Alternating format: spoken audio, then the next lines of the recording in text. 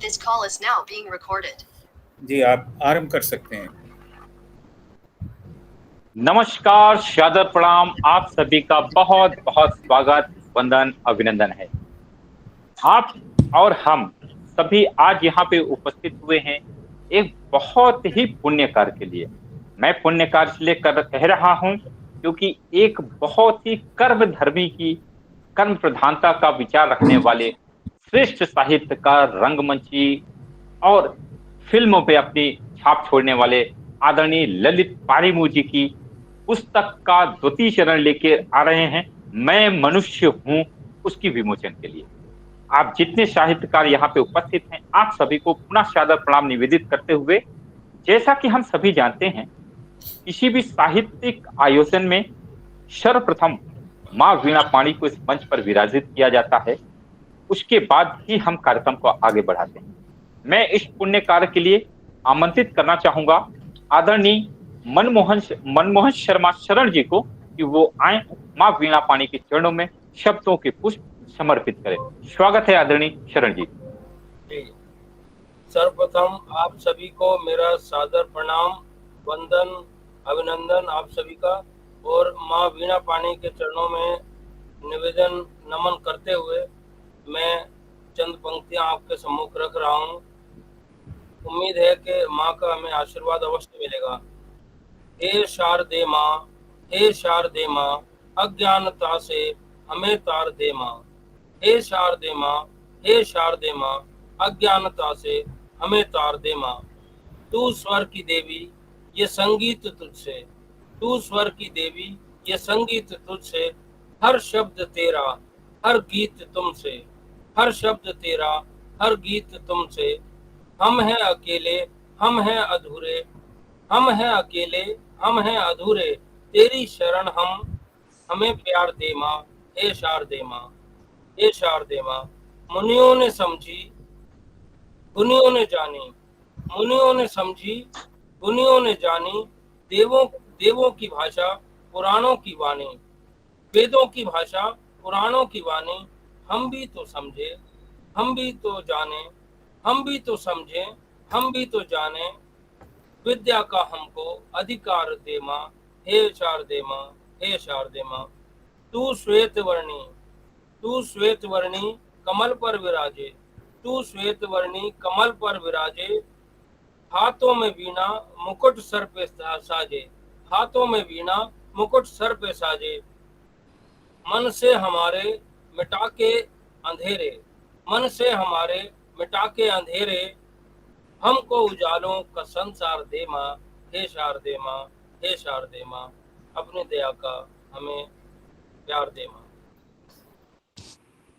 बहुत सुंदर आदरणीय शरण जी। हे शारदे माँ, हे शारदे माँ, अज्ञानता से हमें तार दे माँ।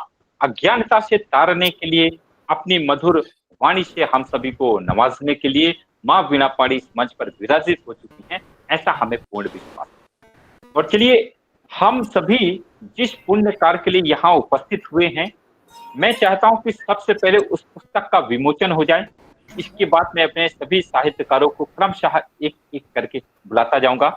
मैं आदरणीय ललित जी से अनुरोध करूंगा कि अगर उनके पास पुस्तक है तो हमारे दर्शकों को उस पुस्तक को, उस नाट्य काव्य को जरूर दिखाएं। और बहुत ही सुंदर कवर पेज, जितना शानदार कवर पेज आपने दिखा रखा है, ये अपने आप में बताता है कि आगे इसके जैसे जैसे प्रश्न हम पढ़ते चले जाएंगे, ये कितनी सुंदर नाट्य काव्य, कितना सुंदर नाट्य काव्य होगा। मैं आदरणीय ललित पारिमू जी को इस द्वितीय संस्करण के प्रकाशन की बहुत बहुत बधाइयां देता हूं। हम सभी बधाइयां देते हैं। बहुत बहुत मैं मनुष्य हूं, मैं मनुष्य हूं, ये अपने आप में टाइटल ही बहुत कुछ कह जाता है। और इस टाइटल से ही मैं कहता हूं कि हम सभी मनुष्य हैं, लेकिन जब आप इस नाट्य काव्य को पढ़ेंगे, इस पुस्तक को पढ़ेंगे, इस कृति को पढ़ेंगे, तो जरूर आपको सच में पता चलेगा कि मैं मनुष्य हूं तो कितना मनुष्य हूं। और पारिमी जी को, ललित जी को बहुत बहुत बधाइयां देते हैं। और मैं आमंत्रित करता हूं एक ऐसी शख्सियत को, डॉक्टर कैप्टन आशुतोष अंगिरस जी को, आप associate professor former ANO NCC department of Sanskrit Sanatan Dharma college Ambala cantt Haryana से हैं। Defining knowledge system media and Indian mindset जैसे दर्जनों पुस्तक के लेखक हैं। शोध पत्र भी आपके प्रकाशित हुए, अप्लाइड इंडियन साइकोलॉजी, और आपको ऐसे ऐसे पुरस्कार प्राप्त हुए हैं जो अपने आप में आपकी श्रेष्ठता को साबित करते हैं। महाकवि बाणभट्ट पुरस्कार हरियाणा सरकार के द्वारा आपको प्राप्त हुआ है, आपको बहुत बहुत बधाइयां। आदरणीय महाकवि कालिदास पुरस्कार हिमाचल साहित्य समिति के द्वारा आपको प्राप्त हुआ है, साहित्य अकादमी के द्वारा आपको प्राप्त हुआ, बहुत बहुत बधाइयां। आपके आमंत्रण में मैं चंद पंक्तियां रखता हूं आदरणीय अंग्रेज जी, और मेरे मन के भाव हैं। आपके आगमन से सदर खिल उठा, लग रहा गाँव अब एक शहर की तरह। आपके आगमन से सदर खिल उठा, लगे रहा गाँव अब एक शहर की तरह। भाव अपने रखें आप शब्दों में कुछ, और बहाने बहर के लहर की तरह, और बहाने बहर के लहर की तरह। स्वागत है आदरणीय आशुतोष। धन्यवाद दीप जी। वाकई आपकी भाषा पे भी अधिकार है और प्रस्तुति पे भी आपका अधिकार है।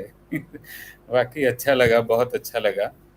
और मैं साधुवाद देता हूँ श्री ललित पारिमू जी को कि उनकी पुस्तक का ये द्वितीय संस्करण, उसका लोकार्पण आज हुआ है, और उसके लिए बहुत बहुत साधुवाद है और शुभकामनाएं हैं कि निरंतर इसी तरह से वो ज्ञान के क्षेत्र में अग्रसर होते रहें। और इससे पूर्व हम आगे चलें, मैं आपका परिचय कराना चाहूँगा। हमारे साथ डॉक्टर विष्णुदत्त शर्मा जी, जो कि प्रिंसिपल हैं ST संस्कृत कॉलेज, आदर्श संस्कृत कॉलेज अम्बाला से, वो हमारे साथ जुड़े हुए हैं श्रोता के रूप में। तो उनका भी हम हार्दिक अभिनंदन और स्वागत करते हैं आप सभी की ओर से। तो चलिए सीधे सीधे विषय की ओर आते हैं। ये जो आप अपनी स्क्रीन पे देख पा रहे हैं, मेरा देखने का नज़रिया, थोड़ा दृष्टिकोण कुछ और तरह का है, इसलिए मैं आप लोगों के साथ कुछ बातें जो होंगी तो शास्त्रीय ही, लेकिन वो पारंपरिक नहीं है किसी भी प्रकार से। तो इस दृष्टि से मैं आप लोगों के साथ बातें कुछ साझी करना चाहता हूँ, और उसी के आधार पे आज का जो हमारा ये पुस्तक है उसका विश्लेषण आप लोगों के साथ मीमांसा में करूँगा। मुख्य रूप से ये पुस्तक नाटकों का संकलन है, और उसमें 8 नाटक हैं, जिनमें से पहला जो नाटक है मैं मनुष्य हूँ, वो निश्चित रूप से बड़ा प्रभावी और दार्शनिक और आध्यात्मिक दृष्टि से पूर्ण है वो। तो इसलिए इस तरह के नाटक पढ़ने में और देखने में तो बहुत कम ही आजकल उपलब्ध होते हैं। तो ये एक जो उन्होंने नया प्रयास किया है, और इस तरह का एक दार्शनिक और आध्यात्मिकता का उन्होंने तालमेल बिठाया है, उसके लिए उनको बहुत बहुत साधुवाद है। लेकिन साधुवाद देने के लिए आपको एक जस्टिफिकेशन भी चाहिए होती है, उसका आधार चाहिए होता है कि आप साधुवाद किसी भी रचनाकार को उसकी रचना के लिए जब दे रहे हैं तो उसका आपने किस आधार पे मूल्यांकन किया है। ये सब बातें मैं लगभग अगले 15 मिनट के भीतर भीतर आप लोगों के साथ करने का प्रयास करूँगा। तो जैसा कि आप विषय देख रहे हैं कि आचार्य ललित पारिमू रचित नाटक मैं मनुष्य हूँ की संस्कृत शास्त्रीय अपारंपरिक मीमांसा। अब अपारंपरिक मीमांसा में जब मैं बात कर रहा हूँ तो आप देखिए कि ये मैं मनुष्य हूँ और इसके 2 पक्ष हैं। इसको आप एक्स एक्सिस और वाई एक्सिस कह लीजिए, एक्स एक्सिस और वाई एक्सिस। होता क्या है कि 2 शब्द संस्कृत हमारी परंपरा में प्रयोग होते हैं। एक होता है अन्विताभिधान और दूसरा होता है अभितान्वय। अन्विताभिधान का हम मीमांसा की दृष्टि से प्रयोग करते हैं, लेकिन मैं उससे निकाल करके साहित्य में इसको लेकर आया हूँ। वो है कि अन्वित होकर के कि जो रचनाकार होता है, कवि होता है, वो पहले अपने भीतर जितना भाव है, विचार है और जो भाषा है उसका अन्वित करता है, उसको अन्वित करता है और अन्वय करके फिर वो अभिधान उसका कथन करता है। तो इसका मतलब आप एक तरह से समझ सकते हैं कि सिस्टमैटिक कोडिंग जो है वो लेखक करता है और फिर उसको जो कोडिंग है उसको कम्युनिकेट करता है, यानी कि वो वक्ता हो गया, लेखक हो गया, जो भी आप उसको समझना चाहें। और नीचे वाई एक्सिस पे अभितान्वय का मतलब है कि जो कहा गया है उसको अन्वित करना है, यानी कि श्रोता का पक्ष, पाठक का पक्ष, दर्शक का पक्ष वो है। अब उसको आप मोटे तौर पे समझ सकते हैं कि जो कुछ कोडिंग विचार है, भाव है, भाषा है, उसको डिकोडिंग कैसे, सिस्टमैटिक डिकोडिंग करने का तरीका क्या है और जो कुछ कम्युनिकेट किया गया है उसको वो किस तरह से किस स्तर पे समझता है, तो वो श्रोता का पक्ष है। अब इन दोनों के बीच में अगर तालमेल नहीं बैठेगा, जो लेखक या वक्ता की ओर से है और श्रोता और दर्शक की ओर से है, तो तब तक किसी भी साहित्यिक कृति का मूल्यांकन करना जो है अपने आप में उचित नहीं होगा। वो मेहनत वो व्यर्थ हो जाती है, वो उसका सफलता उसको पूर्ण नहीं मिल पाती। इसीलिए निरंतर एक दोनों में संगति बैठना कि जो वक्ता है और श्रोता है, अन्विता विधान और अभितान्वयवाद। अब इसके बीच में भी थोड़ी सी स्थिति और गंभीर हो जाती है जब आप लेखक को और जो श्रोता या दर्शक है उसको आप डूअर के रूप में, कर्ता, भोक्ता और ज्ञाता के रूप में देखना शुरू करते हैं, क्योंकि तीनों ही पक्ष किसी भी व्यक्ति के, वक्ता और लेखक के और श्रोता और दर्शक के, तीनों ही पक्ष उसको नितांत भिन्न भिन्न आयाम प्रस्तुत कर देते हैं। तो उनके ऊपर मैं चर्चा आगे चल के करूंगा, लेकिन उससे पूर्व मैं आप लोगों के साथ थोड़ी सी और आगे बात कर लेता हूं कि आचार्य जी ने जो मुख्य शब्द प्रयोग किया है, जो हमें नया शब्द दिया है, जिसके लिए मैं उनको साधुवाद देता हूं, और ये बहुत उचित प्रयोग है और इसका प्रचार और प्रसार होना चाहिए और इसके ऊपर शोध भी होना चाहिए। और वो क्यों होना चाहिए उस पर चर्चा आगे चल के करेंगे हम लोग। लेकिन इस अभिनय योग शब्द से होगा क्या, होता क्या है? 3 परिवर्तन आप देखेंगे कि वो वक्ता में और श्रोता में होते हैं। एक उसमें होता है लक्षण परिणाम। लक्षण परिणाम का मतलब है कि जैसे पहले आम कच्चा होता है, खट्टा होता है, फिर उसमें परिणाम होता है और मीठा होता चला जाता है। तो जैसे जैसे अभिनय योग में आप सिद्धि को प्राप्त करेंगे, उसमें और अंदर प्रवेश करेंगे, तो आप में बहुत सारे परिणाम, लक्षण परिणाम बदलने लगेंगे, आपको दिखाई देने लगेगा। फिर उसके साथ आपको अवस्था परिणाम भी उसमें दिखाई देने लगेंगे, यदि अभिनय योग को उचित रूप में प्रयोग करते हैं।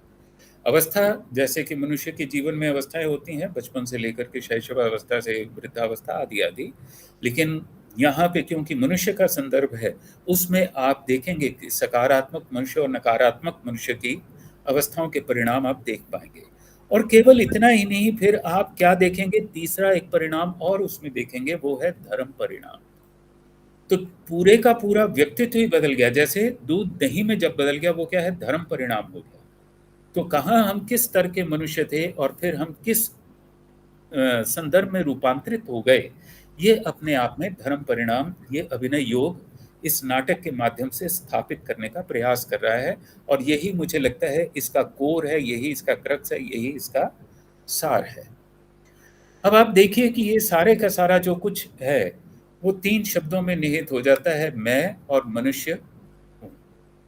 और जैसा कि इसकी भी मैं व्याख्या आगे चल के करूँगा, आप लोगों के साथ साझा करूँगा, लेकिन उससे पूर्व एक कोटेशन जो आचार्य परिमल स्वयं कहते हैं, जिसकी वजह से मैंने ये सारी बात आपके साथ साझी की है, कि अभिनय व्यक्ति और समाज को योग अथवा धर्म अथवा अध्यात्म की ओर मोड़ कर अंतर यात्रा का पथ प्रशस्त कराता है। तो निश्चित रूप से जो मैं ये बात कह रहा हूँ, वो इसी आधार पर आप लोगों के साथ उसकी मीमांसा करके आपको बता रहा हूँ। अब जब मैं इस नाटक को पढ़ रहा था, तो ये स्लाइड मैं पढ़ना चाहूँगा। और पढ़ते हुए मुझे ऐसा जो अनुभव हुआ वो आपके साथ विचार करने पर, इस नाटक को पढ़ने पे जब विचार करते हैं तो ऐसा अनुभव होता है कि मनुष्यों का निर्माण इस तरह से होता है कि मानो वे किसी प्रयोजन से बनाए गए हों।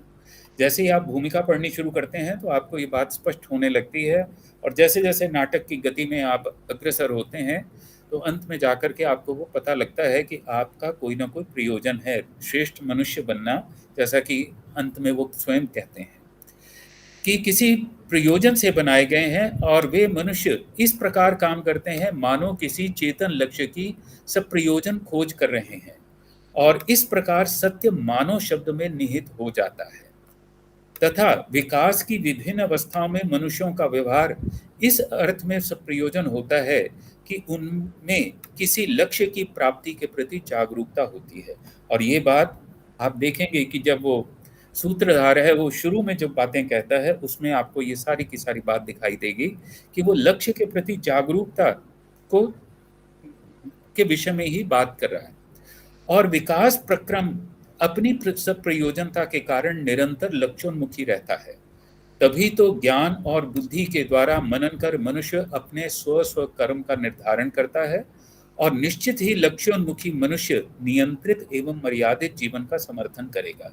इसी को अभिनय योग कहते हैं, क्योंकि वहीं पे नियंत्रण भी है, मर्यादा भी है, तभी तो अभिनय होगा, और तभी वो अभिनय योग में परिवर्तन होगा, रूपांतरित होगा। परिवर्तन शब्द अनुचित है, रूपांतरित होगा। यह नियंत्रित एवं मर्यादित जीवन दूसरे शब्दों में अभिनय योग आधारित जीवन की बात है, चाहे वह जीवन समाज का हो या व्यक्ति का। तो कुल मिलाकर के ये तर्क सुनने में और स्वीकार करने में कितना ही हमें सरल क्यों ना लग रहा हो, लेकिन इसकी व्यवहारिक कठिनाइयां उत्तरों से अधिक प्रश्न उपस्थित कर देती हैं, और वो हम देखते हैं कि क्या प्रश्न है और कैसे हम उसको समझें, कैसे अप्रोच करें। अब आचार्य जी ने कुछ, जो भी लेखक होता है वो अपनी उसकी एक विशिष्ट शब्दावली होती है, तो उसी के आधार पे सारा का सारा ताना बाना बुना जाता है। और यहाँ पर आप ये देख सकते हैं कि वो अपने पूरे नाटक में अभिनेता, स्वस्थता, अभिनय योग, पुरुषार्थ, शक्ति, भूमिका, सकारात्मकता, नकारात्मकता आदि आदि शब्दों का प्रयोग करते हैं, और सारे का सारा नाटक इसी पर निर्भर करता है, इसी ताने बाने में। ये खूंटियां हैं, अगर इन शब्दों को पकड़ लेंगे तो आपको ये नाटक समझने में आसानी होगी। और नीचे की मैं पंक्तियां नहीं पढ़ रहा हूँ, नहीं तो वो समय बहुत लग जाएगा, तो मैं अपनी बात बता रहा हूँ, लेकिन आप इस स्लाइड के ऊपर जो लिखा हुआ है उसको आप स्वयं पढ़ सकते हैं, और खुद ही पढ़ लेंगे तो अच्छा रहेगा, तो हमारा चिंतन जो है वो अग्रसर होने में आसानी हो जाएगी। तो जैसा कि अभिनय योग के विषय में वो खुद ही लिखते हैं आचार्य जी कि कुछ लोग इस बात पर चिंतन कर रहे होंगे कि अभिनय और योग में क्या तालमेल है। तो इस तालमेल को अगर आपने पकड़ना है तो ये शब्दावली आपके पास अवश्य होनी चाहिए। चलिए, अब उनको आचार्य जी की सोच को, उनके विचार को पकड़ने के लिए सबसे पहले आपको भाषा को समझना होगा। और ये जो ऊपर एक श्लोक देख रहे हैं, कालिदास का श्लोक है, बड़ा महत्वपूर्ण, और मैं समझता हूँ हर नाटककार के लिए ये अनिवार्य श्लोक है, जिसका मतलब है अपरितोषात् विदुषाम न साधु मन्ये प्रयोग विज्ञानम। नाटक का मतलब होता है प्रयोग विज्ञान, नाटक के लिए ये शब्द प्रयोग किया जाता है। बलवद अपि शिक्षितानाम आत्मनि अपत्यम चेता, यानी कि क्या है कि जब तक विद्वानों, जो विद्वान लोग हैं, उनका जो प्रयोग, उन्होंने प्रयोग विज्ञान के बारे में अपना अगर अच्छी राय ना दे दी हो, जब तक उन्होंने उसको साधु ना कह दिया हो, तब तक अपना कितना ही हमने अभ्यास किया हुआ हो, वो कलाकार को अपने ऊपर विश्वास नहीं होता, इतनी ही अच्छी परफॉर्मेंस क्यों ना हो। लेकिन जब तक विद्वान लोग उसको साधु साधु ना कह दें कि भाई वाह बहुत बढ़िया, जिसे हम आजकल वाह कहते हैं, उसके लिए वस्तुतः शब्द है साधु, लेकिन हम आजकल तालियां बजा करके अपना काम चला देते हैं। मुझे लगता है कि वो नाटक में सबसे पहली सीढ़ी है, लेकिन हमें अग्रसर होना है तो साधु शब्द तक हमें पहुंचना पड़ेगा। तालियों से आगे वाहवाह से, और वाहवाह से आगे साधु, और साधु से आगे भी कई स्तर हैं, लेकिन वो फिर कभी। तो यहाँ पर आप भाषा देखिए, आपकी जो भारतीय भाषाएं हैं, क्योंकि ये अभिनय योग को भी स्पष्ट करती है कि अहम और अस्मि, जिसे आप हिंदी में कहें, आप अहम को मैं कह लीजिए और हूँ अंत में लिए। अब सारे का सारा जितना भी नाटक है वो इस सारे के बीच में खड़ा है। इस अहम और मैं और हूँ के बीच में सारे का सारा नाटक खड़ा है। जैसा कि मैंने यहाँ पे अंडरलाइन भी कर रखा है, मैं एक स्वस्थ अभिनेता हूँ। मैं और हूँ के बीच में क्या है? स्वस्थ अभिनेता। आप दुनिया भर को इसमें डाल लीजिए। आप नीचे और देखिए कि मैं 100 वर्षों के लिए आया हूँ, मैं अच्छी तरह समझता हूँ, आदि-आदि जितना भी आप उनको देखेंगे, सारे का सारा उनका पूर्णता कहाँ पर आ रही है? अहम और अस्मि के बीच में, मैं और हूँ के बीच में। लेकिन जैसे ही जिस क्षण में आप इसको अनुवाद अंग्रेजी में करेंगे, तो आप देखेंगे कि उसके साथ हिंसा कर देंगे। क्यों? क्योंकि नीचे एक्स एक्सिस के ऊपर आप देखेंगे कि I am and rest of the world, मैं हूँ और बाकी दुनिया है। तो आप यहाँ तो अंग्रेजी माध्यम से तो ये योग सिद्ध हो ही नहीं सकता। ये भ्रम है, वो योगा तो हो जाएगा, लेकिन योग वो कभी नहीं हो सकता। क्यों? क्योंकि उसमें क्षमता ही नहीं है, उसका इथॉस ही नहीं है, उसकी पृष्ठभूमि, उसकी अंतर्धारा ही नहीं है कि वो पूर्णता को ग्रहण कर पाए। तो इसलिए अंग्रेजी के माध्यम से, अंग्रेजी में इसको कभी अनुवाद ना करें, क्योंकि ये जो पूर्णता का दर्शन है, तो वस्तुतः ये जो अभिनय योग की जो बात कर रहे हैं, मैं मनुष्य हूँ, ये एक पूर्णता के दर्शन को स्थापित करने का एक प्रयास है। इसलिए इस भाषा को अगर आप ध्यान में पकड़ लेंगे, तो मुझे लगता है इस बात को आगे समझने में आसानी होगी। चलिए, मैंने आपसे बात की थी कि मैं अपारंपरिक दृष्टि से आप लोगों से बात करना चाहता हूँ। तो पहले परंपरा की तो हमें पता हो कि परंपरा कोई जड़ लोगों की तो होती नहीं है, जागरूक लोगों की परंपरा होती है, लेकिन जो उसके मूल्य हैं, कुछ मूल्य जैसे कि रस, रीति, ध्वनि, ये आप सभी जानते हैं। नेता होता है, अलंकार होते हैं, छंद, समय, आदि आदि। मैं उसमें नहीं जा रहा व्याख्या में, लेकिन सामान्य रूप से कोई भी साहित्यकार है, वो इसी आधार पे किसी भी रचना का मूल्यांकन करता है। लेकिन मैं यहाँ पर, मेरा वो लक्ष्य नहीं है। लेकिन अपारंपरिक दृष्टि की ओर, स्तर की ओर चलने से पूर्व आपको अपना भी पहले मूल्यांकन करना होगा, जो सामान्य रूप से आप अपना भी और साथ ही साथ रचना का भी कर सकते हैं कि उसमें भाषा का स्तर क्या है, उसमें कर्म का स्तर क्या है, उसमें स्वतंत्रता जिसे आप फ्रीडम कहते हैं, और धर्म का अर्थ रिलीजन मत समझिएगा। धर्म का मतलब है जो आपको करना चाहिए वो हम जब नहीं कर रहे होते। आप संबंधों के स्तर को समझ सकते हैं, विचार के स्तर पे समझ सकते हैं, भाव को और ज्ञान को। ये इतने सारे पक्ष और जो हैं हम इसमें ऐड अप कर सकते हैं किसी भी रचना को समझने के लिए। लेकिन मैं इसमें भी नहीं जा रहा, क्योंकि ये सामान्य स्तर पे जो हैं, जिनको हम क्रिटिक्स कहते हैं, जो अखबार भाषा में लिखते हैं, वो इसी तरह की बातों को लिख करके काम अपना चलाते हैं। अब मैं सीधे इस विषय पे आता हूँ जिसको मैं पारंपरिक कहने का प्रयास कर रहा हूँ। किसी भी रचना को आप तब तक नहीं समझ सकते जब तक उसको आप 3 दृष्टियों से ना देखें, क्योंकि हमारी बुद्धि इतनी विकसित और विशाल नहीं होती कि किसी रचना को उसके सारे पक्षों के साथ आप समझ सकें। तो उसको, ये जो रचना है, इस रचना का पहला जो पक्ष है वो है पार्थिव दृष्टि। पार्थिव दृष्टि पृथ्वी से बना हुआ है कि पृथ्वी के ऊपर जैसा हम व्यवहार करते हैं उस पर आधारित है। और वो कहाँ से हमें मिलता है कि ये नाटक के बीच में, चाहे अभिनय हो या दूसरी कलाएं, यदि व्यक्ति इसमें निपुणता हासिल करते हुए व्यक्तित्व का विकास ना कर सके तो सारा परिश्रम व्यर्थ है। पार्थिव दृष्टि का मतलब क्या होता है कि जो कुछ आप रोजमर्रा के जीवन में व्यवहार में शब्दावली प्रयोग कर रहे हैं या व्यवहार करने का स्तर निर्धारित कर रहे हैं, जो कुछ उपलब्धियां प्राप्त करना चाहते हैं, वो होती है पार्थिव दृष्टि। तो हर नाटक में कोई ना कोई नट जो है वो उपलब्धि पाना चाहता है, व्यवहार करता है। ये सारा का सारा क्या है? पार्थिव दृष्टि कहलाती है।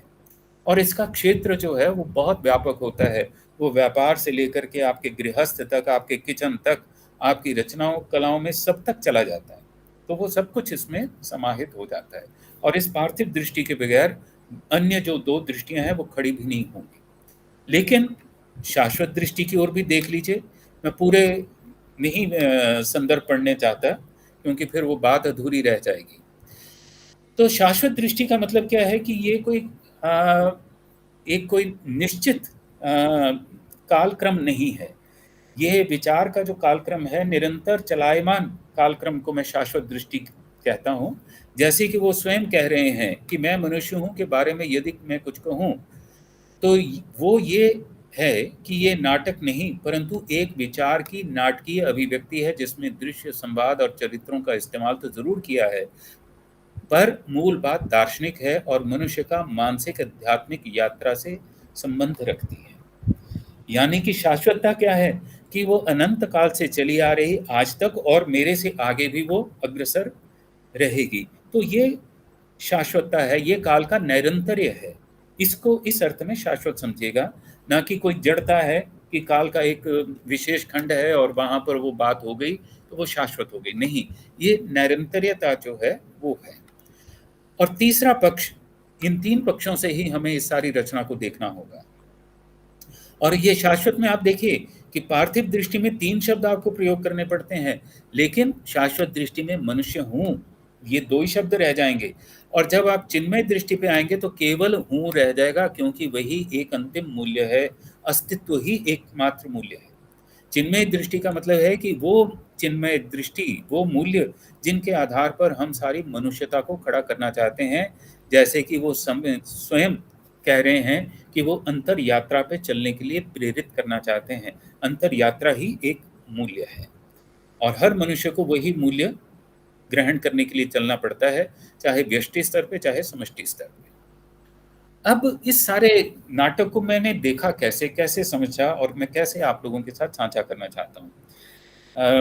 संयोजक महोदय, आप मुझे समय बता दीजिएगा, क्योंकि मेरा वक्तव्य लंबा ना हो जाए और मैं नहीं चाहता कि मैं अपनी मनुष्यता की जो सीमा है उसका उल्लंघन करके हिंसा करूं, क्योंकि उसमें बड़ा नकारात्मक उन्होंने आचार्य जी ने लिखा है तो मैं उसे हिंसा से बचना चाहता हूं तो चलिए देखते हैं। देखिए, आज का युग जो है वो संपूर्ण मनुष्यता में 4 समस्याएं हैं सबसे महत्वपूर्ण। एक है उसके भावनात्मक द्वंद्व, जिसे अंग्रेजी में आप इमोशनल क्राइसिस कह सकते हैं।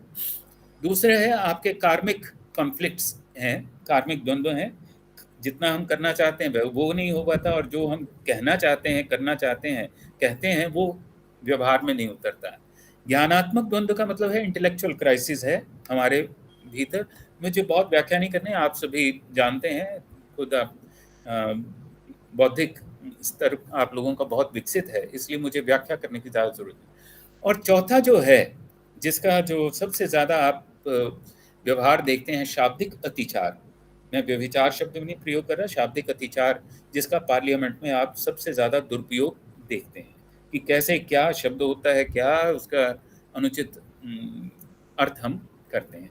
तो मुझे लगता है कि ये 4 जो द्वंद्व हैं, इनको संभालने में इस नाटक का बड़ा एक विशेष जो है वो उद्यम है, और विशेष दृष्टि है कि इन 4 जो कॉन्फ्लिक्ट्स हैं, द्वंद्व हैं, उनको वो कैसे संभालते हैं उस योग के माध्यम से।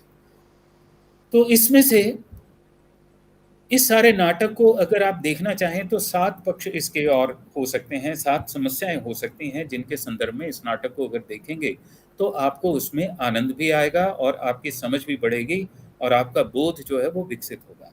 लेकिन मैं उसमें सारे वाक्यों को नहीं पढ़ रहा, लेकिन पहला और अंतिम को पढ़ रहा हूँ कि केंद्र से परिधि के संबंध के स्पष्टीकरण के संदर्भ में। केंद्र क्या है? मनुष्य, आपका होना। लेकिन हम उलझ किस में जाते हैं? जैसे कि आचार्य जी ने खुद कहा था कि भोग साधनों को एकत्रित करने में पड़ जाते हैं, तो यानी कि उपलब्धियों में पड़ जाते हैं। तो मेरा होना और मेरी उपलब्धियां, ये दोनों एक चीज नहीं है। उपलब्धियों से मैं जाना जाऊं, ये अनुचित है। मैं मेरे होने से जाना जाऊं, उसी को कोई प्रेम करे, उसी से कोई घृणा करे तो समझ में आता है। उपलब्धियां तो एक औपचारिकता है, वो तनाव देती हैं, वो दुख है। और सुख किस चीज में है? आपके होने में। यही तो सारे नाटक का लक्ष्य है। और अंतिम बात को भी आप देखें कि ये जो आजकल एक पागलपन की दौड़ आप देख रहे हैं कि भाई कुछ करके दिखाओ, हर कोई आपको लगा हुआ है, हर स्टूडेंट को हम यही कहते हैं कि भाई तुम कुछ करके दिखाओ, तुम कुछ बन के दिखाओ। क्या बनना चाहता है? मनुष्य तो बन ले, और मनुष्य से भी आगे वो होने के अर्थ में तो चला जाए। तो ये नाटक आपको to be somebody, to be nobody की ओर की यात्रा करवाता है, तभी तो योग सिद्ध होगा। नहीं तो अगर समबॉडी होते रहेंगे तो कभी योग नहीं हो सकता। तो इसलिए ये नाटक उस दृष्टि से बड़ा ही महत्वपूर्ण है। अब इस सारे पे चर्चा करके होगा क्या भाई? इस नाटक को मैं क्यों पढूं? होते ही हैं जिस तरह के हमारे कई इंटेलेक्चुअल्स होते हैं कि भी क्यों जो है वो हमें संविधान ने करना सिखा दिया, क्योंकि फ्रीडम दे दी है, बोलने की फ्रीडम ऑफ स्पीच दे दी है, तो जो जिसके मुंह में आए कह सकता है। तो उसका भी हमें उत्तर दे लेते हैं। तो देखिए, जब आप इस नाटक को पढ़ेंगे तो सबसे पहले आपको एक बात समझ में आएगी, बॉन्डेज टू फ्रीडम की ओर अग्रसर होना है। जो हम बंधन में हैं उन बंधों से स्वतंत्रता की ओर। लेकिन वो आचार्य इसी बात पे नहीं रुक जाते, वो कहते हैं कि भैया तुम स्वतंत्र तो हो गए, लेकिन उस स्वतंत्रता का करना क्या है? इस पक्ष पे तो कोई नहीं बात करता। कोई नाटक देखा आपने कि जो आपको ये बताए कि भाई आपने अपनी स्वतंत्रता का करना क्या है? इवन संविधान भी जो कहते हैं कि इतने लोगों ने मिलजुल के बनाया, उस संविधान में भी आपको ये बताया कि भाई आपने फ्रीडम का करना क्या है। दूसरी बात जो आपको इस नाटक को पढ़ करके मिलेगी वो है कि आप कंपल्सिव चॉइसेस से आप कॉन्शियस चॉइस की ओर अग्रसर होंगे। यानी कि जो अनिवार्य चुनाव आप करते हैं वो सजग चुनावों की ओर अग्रसर होंगे, क्योंकि आप योग सिद्ध हो जाएंगे। तीसरा आप क्या पक्ष और देखेंगे इस नाटक से कि जो एक स्वाभाविक परिवर्तन आते हैं जीवन में, समाज में, उसको आप एक निर्देशित परिवर्तन ला सकते हैं, क्योंकि स्वयं वो निर्देशक भी हैं, डायरेक्टेड चेंजेस। तो नेचुरल चेंज से डायरेक्टेड चेंज कैसे लानी है, क्योंकि सारे का सारा नाटक इसी विषय की ओर है कि कैसे आप अपने जीवन में डायरेक्टेड चेंज लेकर के आए। और चौथी और सबसे महत्वपूर्ण बात है कि इस धरती को अगर हमने बचाना है, सुरक्षित रखना है, तो हमें इंटेलेक्चुअल ह्यूमन बीइंग से सेंसिबल ह्यूमन बीइंग की ओर अग्रसर होना होगा। हमें इंटेलेक्चुअल ह्यूमन बीइंग्स नहीं चाहिए, हमें सेंसिबल ह्यूमन बीइंग्स चाहिए। इसीलिए तो वो अपने आप स्वयं कह रहे हैं कि जानता हूं क्योंकि मुझे मनुष्य की भूमिका मिली है, इसलिए मेरा लक्ष्य स्वयं को जानना है। अगर ये आपने जान लिया तो ये चार बातें आपके जीवन में स्वयं उतर आएंगी और आपका जीवन जो है वो कल्याणमय हो ही जाएगा। मैं थोड़ी सी स्पीड अप करता हूँ, नहीं तो समय की हिंसा में कर जाऊंगा।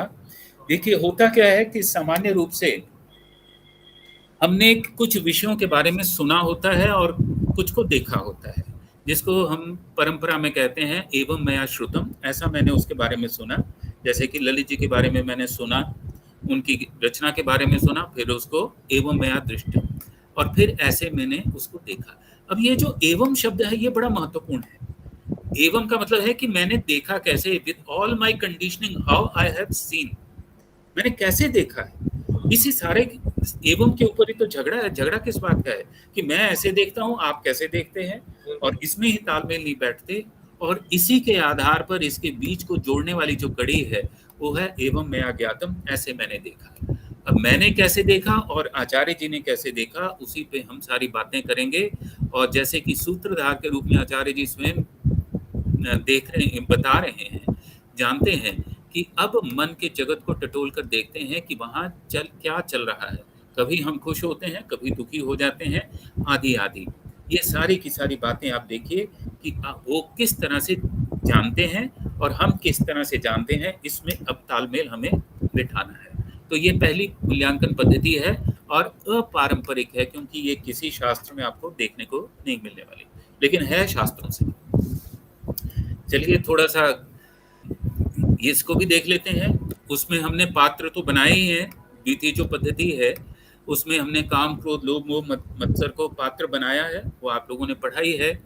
लेकिन उसके साथ जो एक चीज और एडअप करने की जरूरत थी, और वो दिखाई देती है लेकिन सजग रूप से अगर उसको हम उसमें एडअप कर देते, वो क्या थी? माया, कला, विद्या, राग, काल और नीति। यानी कि हमारी जो लिमिटेशन ऑफ इंडिविजुअलिटी है, हमारी जो क्रिएटिविटी की लिमिटेशन है, हमारी नॉलेज की लिमिटेशन है, अटैचमेंट की है, टाइम और स्पेस की जो लिमिटेशन है, उसे भी उसको पात्र में अगर डाल देते तो मुझे लगता है इसका मूल्य और अधिक बढ़ जाता है। और ये जो नीचे लिखा हुआ है काम, क्रोध, लोभ, मोह, इसको तो आप पढ़ ही सकते हैं, यहाँ पर आप स्वयं देख ही रहे हैं। अब वो जो मैंने पहले आपसे बात की थी डूअर इंजॉयर की, उसको आप देखें तो सारे नाटक को आप 3 भागों में बांट के देख ही सकते हैं, कर्ता के रूप में, भोक्ता के रूप में और ज्ञाता के रूप में। मैं इसको पढ़ने नहीं जा रहा, क्योंकि डूअर के रूप में कभी नकारात्मक चीज़ों को आप करते हैं, आप इंजॉयर के रूप में कभी गुस्से को भी भोग रहे होते हैं। इंजॉयर का मतलब यहाँ पे वो आनंद नहीं होता, भोक्ता है, क्योंकि अंग्रेजी में और कोई शब्द नहीं है भोक्ता के लिए, कंज्यूमर शब्द नहीं है, वो उपभोक्ता है। तो इसलिए इंजॉयर शब्द मैंने यहाँ पे प्रयोग किया है। तो कभी आप इस दृष्टि से भोगते हैं। और ये चीज़ ज़रूर मैं चाहूँगा कि इसको ज़रूर आप पढ़ें कि नोअर, ज्ञाता के रूप में इस नाटक को इन्हीं 3 दृष्टियों से आपको देखना चाहिए, समझना चाहिए। वो क्या है कि कामनाओं से ही संसार की सृष्टि होती है। काम बीज तो अपने में हजारों संस्कार और कामना लिए है, और सारी सृष्टि जगत का आधार है। यही कामनाएं मनुष्य के भीतर होती हैं, जिनकी पूर्ति के लिए संसार दौड़ता भागता है। अब ये ज्ञाता जो है, इस ज्ञाता की ही तो हमें तलाश है, नहीं तो डूअर के रूप में हम कहीं और पक्ष पे चल पड़ते हैं और भोक्ता के रूप में किसी और चले जाते हैं। तो नोअर जो है ये इन 2 लगामों को पकड़ के रखता है, और जिसको ये 2 लगामें पकड़ में आ गई, उसका योग नामक घोड़ा जो है वो पकड़ में आ जाएगा, सिद्ध हो जाएगा। चलिए, एक चीज और बड़ी मजेदार समझने वाली है, थोड़ी दार्शनिक है लेकिन मजेदार है। होता क्या है कि हर पात्र जिसे हम अभिनेता कहते हैं, नट कहते हैं, वो अपने आप को या तो किसी के साथ आइडेंटिफाई करता है, किसी रोल के साथ आइडेंटिफाई करता है, ठीक है ना। जैसे कि यहाँ पे अहम इदम इसको कहते हैं काश्मीर शैविज्म की भाषा में। ये वहां का चुराया हुआ शब्द है, ये मेरा अपना नहीं है। कि अहम इदम, कि आई एम दिस, मैं अपने साथ चीजों को आइडेंटिफाई कर लेता हूँ। जैसे कि मैं कहता हूँ कि मैं भी कैसा ज्ञानी हूँ, मैंने अज्ञान के साथ अपने आप को आइडेंटिफाई कर लिया, जबकि मैं खुद स्वयं में चेतन रूप हूँ, ज्ञानी रूप हूँ।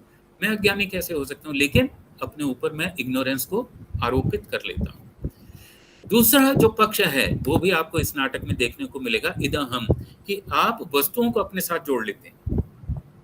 पहले आप वस्तुओं के साथ जोड़ते हैं, फिर वस्तुओं को अपने साथ जोड़ लेते हैं। ये भी दूसरी स्थिति आप देख सकते हैं। जैसे आप अपने आप शरीर के साथ आइडेंटिफाई कर लेते हैं, मेरा पूरा शरीर कांप रहा है, ये सारे डायलॉग्स आप देख सकते हैं, मुट्ठियां बंध गई हैं, आदि आदि आदि। लेकिन एक तीसरी स्थिति भी आप बीच बीच में देखते हैं। इस नाटक की जो सुंदरता है, वो सुंदरता क्या है? इदम इदम अहम अहम, this is this, I am I. सूत्रधार के रूप में जो आचार्य जी स्थापित कर रहे हैं, जिसे मुझसे अलग होना है वो तो होगा ही, जो वस्तु मुझसे दूर होनी है सो तो होगी ही। थोड़ी देर के लिए मैं मोहांध हो गया था, विवेक अविवेक का बोध समाप्त हो गया था। अब ये बात जिसको समझ में आ गई कि मैं हूं और वस्तु वस्तु है, तो इन दोनों के बीच के संबंध को मैंने कैसे जीना है, ये सशक्तता अगर जिसमें आ गई, ये योग जिसको सिद्ध हो गया, वो परम योगी है, वो शिव योगी मैं कहूंगा उसको। थोड़ा सा और अग्रसर हो लेते हैं। डॉक्टर साहब जहाँ पे तंग हो जाए प्लीज मुझे बता दीजिएगा। नहीं, आनंदम की स्थिति है, आप बोलते रहिए, आप पूरा कीजिए। जो लोग एब्सेंट हैं उनकी कमी आप ही को पूरी करनी है। चलिए कंटिन्यू जल्दी। देखिए, अपनी भारतीय संस्कृति तो इन 2 शब्दों से परिभाषित होती है। तो कोई भी नाटक है, अगर मैं उसको इस आधार पे मूल्यांकित नहीं करता तो मैं ज्यादती करूंगा। पुरुषार्थ जो कि 4 हैं ही हैं, और साथ में ऐषणात्रय, अक्सर इस शब्द का प्रयोग नहीं होता। एक ऐषणा का मतलब होता है जो आपकी इच्छाएं हर मनुष्य में होती हैं। लोकेषणा का मतलब है कि मुझे यश मिले, वित्तेषणा पैसा भी मिले, और पुत्रेषणा मेरी प्रोचनी भी हो, मेरे आगे संतान भी। अब इनके बीच में अगर आप सूत्रधार को देखें तो अभिनय में शक्ति है। हम इस प्रकार यदि अपने जीवन में अभिनय का प्रयोग करें तो निश्चित रूप से हम एक बेहतर मनुष्य बन सकते हैं। और वो सारी बातें जो हैं, आप ये देखिए, रेड में मैंने लिख रखा है, हमें अपने व्यक्तिगत जीवन में इस संग्राम को, चुनौतियों को स्वीकार करना है और उसमें विजयी होकर मनुष्य होने की सार्थकता को सिद्ध करना है। और सार्थकता तो तभी सिद्ध होगी ना जब आप पुरुषार्थ करेंगे। पुरुषार्थ के बिना क्या सिद्ध करना चाहते हैं? क्या होंगे आप पुरुषार्थ के बिना? कुछ भी नहीं हो सकते। तो ये एक पक्ष है जिसके आधार पर हमें इस नाटक को समझना चाहिए। अब एक योग शब्द प्रयोग किया था, लेकिन मैं योग शब्द को किसी और अर्थ में आपके साथ प्रयोग करता हूँ। योग का मतलब होता है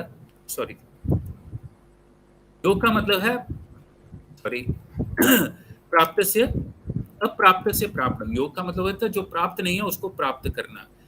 जैसे कि मैं स्वस्थ अभिनेता नहीं हूं, लेकिन अब मैं स्वस्थ अभिनेता होना चाहता हूं। और यही तो सारे का सारा वो संस्कार प्रक्रिया, वो नाटक नहीं है, वो संस्कार प्रक्रिया है आपकी। और क्षेम का मतलब क्या है कि प्राप्त से रक्षण, जो मुझे प्राप्त हो गया है, जिसको मैंने उपलब्ध कर लिया है, उसको मैं सुरक्षित भी तो रखूं। तो यदि मैं मनुष्य बन गया हूं और मैं अभिनेता बन गया हूं, तो मैं अपनी स्वस्थता को बचा करके रखूं, उसको किस तरह से सुरक्षित रखूं, ये भी मुझे सीखना होगा। यही अभिनय योग है। नहीं तो अभिनय कुछ देर के लिए रहेगा और फिर वो समाप्त हो जाएगा, तो वो सिद्ध योग नहीं बनेगा। जी अब एक चीज और भी पक्ष देख लीजिए। ये पद्धति, दो पक्ष आपको आपको अपनी संस्कृति में, अपने शास्त्रों में दिखाई देगा कि कोई भी नाटक है, कोई भी अभिनय है, कुछ भी है, वो क्या करता है, आपकी पहले वृत्ति बनाता है, कंडीशनिंग करता है, फिर उस कंडीशनिंग की प्रवृत्ति और निवृत्ति। पहले तो वो आपको इंट्रोड्यूस करेगा किसी चीज का। पहले तो भाई आप अपने कंडीशनिंग करें। अब बच्चे को हम सिखाते हैं कि तू ABCD ये सारा क ख ग सब सीख। फिर उसके बाद उसको सिखाते हैं ये तेरे मामा, चाचा, ताया, भाई सब सिखाते हैं। जब ये वृत्तियां बनती हैं, फिर उसके साथ उनको व्यवहार करना हम सिखाते हैं। तो वो क्या है, वृत्ति की प्रवृत्ति। तो ये मैं मनुष्य हूँ नाटक जो है वो यही कर रहा है, पहले प्रवृत्ति करता है और अंत तक जाते जाते जो सकारात्मक प्रवृत्तियां हैं उनसे वो आपकी निवृत्ति भी करता है, फिर वो डीकंडीशनिंग करता है। तो कंडीशनिंग और डीकंडीशनिंग, ये दोनों का प्रोसेस इसमें आप देख सकते हैं। जैसे कि ये मैंने ऊपर कोट किया हुआ है, निराशावादी स्वरूप और आशावादी स्वरूप। आशावादी स्वरूप से आपकी निवृत्ति होती है, निराशावादी स्वरूप से आपकी प्रवृत्ति होती है कि हाय मैं मर गया, लुट गया, क्या है, कुछ नहीं है, सब नकारात्मकता में चले जाते हैं। लेकिन फिर एक सकारात्मकता आती है, सूत्रधार लेकर आता है कि नहीं, इससे निवृत्त हो और सुख की ओर अग्रसर हो। अब एक चीज और भी समझ लें हम, ये भी दर्शन की शब्दावली है, आवरण और विक्षेप। कि अभिनेता का मतलब क्या होता है, जो अपने ऊपर अभिनय को आरोपित करता है। आरोपित करना सबसे पहला काम है। जो नट होता है वो अपने ऊपर आवरण डालता है। जैसा कि यहाँ पे आप देख रहे हैं कि हमने काम के संदर्भ में एक व्यक्ति के ऊपर काम का आरोपण कर दिया, और फिर उसमें क्या करते हैं, केवल आरोपण ही नहीं करते, फिर विक्षेप भी पैदा करते हैं, उसमें हलचल पैदा करते हैं। जैसे कई बार बच्चे के साथ हम करते हैं ना, बहुत छोटे बच्चे के साथ, कि अपने ऊपर चादर डाल ली, फिर उसको हम उस चादर के बीच में कोई शक्ल बना करके उसको डराने की कोशिश करते हैं। ये विक्षेप है। तो पहले अपने ऊपर अपने को छिपा लेना और फिर उसमें विक्षेप पैदा करना। तो यही सबसे खूबसूरत बात आपको इस नाटक में मिलेगी।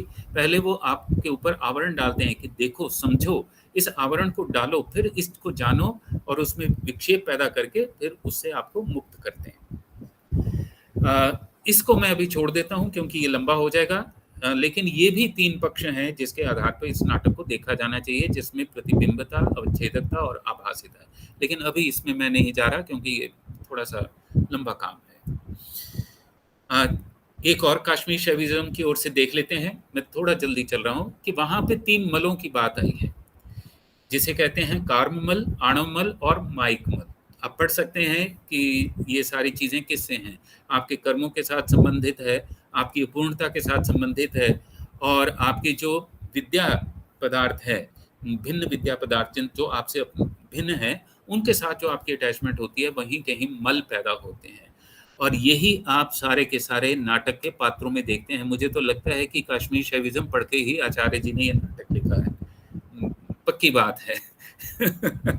क्योंकि आप देखिए कि ये जो व्यक्ति हैं 8, 9, 10, 12, 14, ये सारे के सारे जो कुछ बोल रहे हैं, जो कुछ उनके डायलॉग्स हैं, वो आपको इन्हीं 3 मलों के बीच के मिलेंगे। तुम मुझे ठगना चाहते हो, मेरा फायदा उठाना चाहते हो, ये सारे के सारे आणव मल हैं, ये माइक मल हैं। और इन मलों के आधार पर जब आपको स्पष्टता दी जाती है, जब भी आचार्य जी कार्यशाला लगाते होंगे, तो निश्चित रूप से इन सारे शब्दों को वो स्पष्ट करते होंगे कि अब तुम कौन से, तुम्हारे कार्मल हैं, कौन से आणमल हैं और कौन से माइकमल हैं।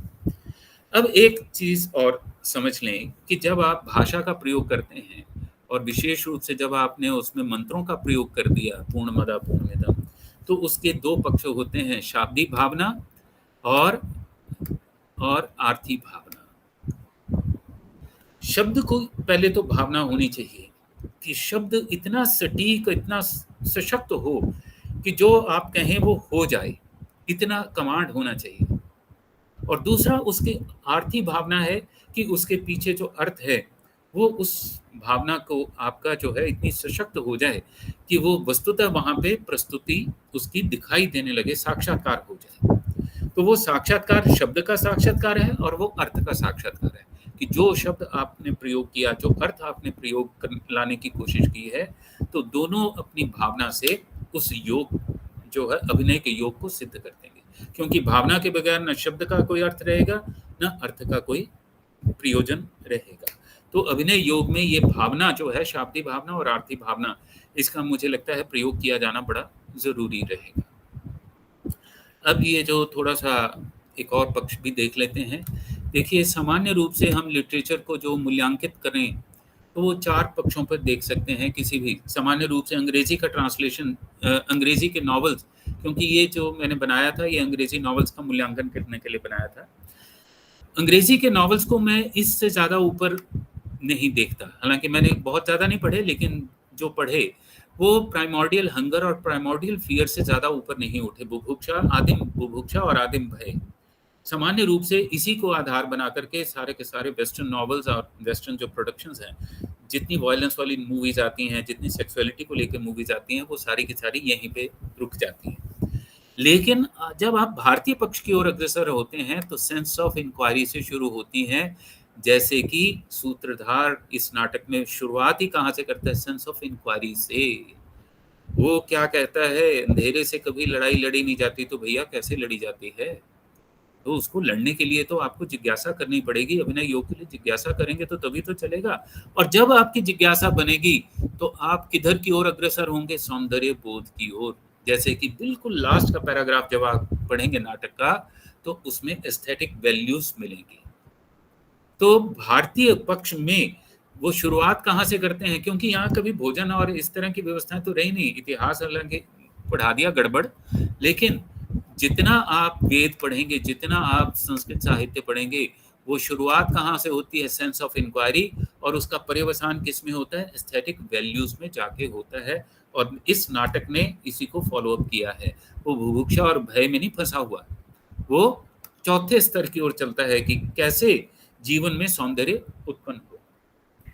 और ये तो आप देख ही सकते हैं कि जब हम पैदाइश से लेकर मृत्यु तक प्रकृति हमसे कई तरह की भूमिकाएं करवाती है, तो उस सब के बीच में हमें चाहिए क्या?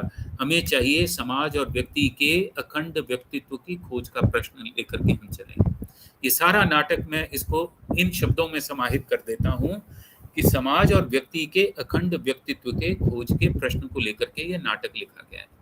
कि मेरा व्यक्तित्व ही तो खंडित नहीं हो रहा, बार बार उसमें विकृति आती है, बार बार टूट जाता है, बार बार मुझे अभ्यास करना पड़ता है, बार बार मुझे कुछ ना कुछ, क्योंकि वो बार बार कहते हैं कि हम अभिनय करते हैं, विराट अभिनय करते हैं, तो उस अभिनय को योग में अगर कन्वर्ट करना है तभी तो मेरा व्यक्तित्व अखंड बनेगा, नहीं तो उसमें परवर्शंस रहेंगी, उसमें विकृतियां रहेंगी।